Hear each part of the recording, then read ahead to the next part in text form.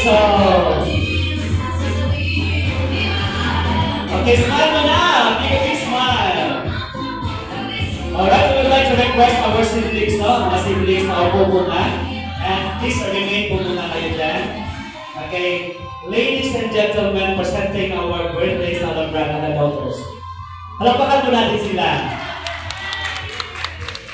And we would like to hear simple love message from lovely daughter to give a message now to mommy.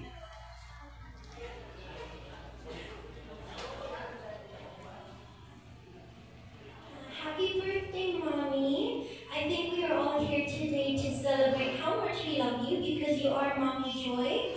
You are a mother to all of us. Because your love doesn't stop with your children, but it stops and continues to grow with everybody who is a child of God. Because you are somebody with so much love and so much faith and so much grace and compassion to give.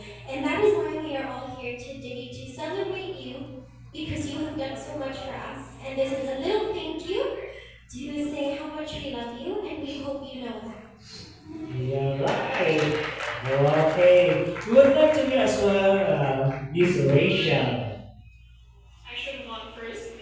Miss you there. Have a really good speech. I just want to say happy birthday.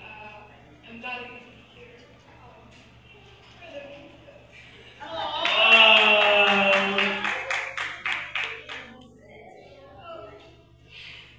My sister not here today, but she was.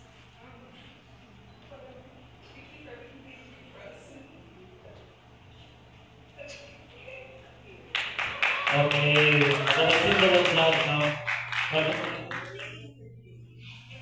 Magkapatid niyo sa tatlo.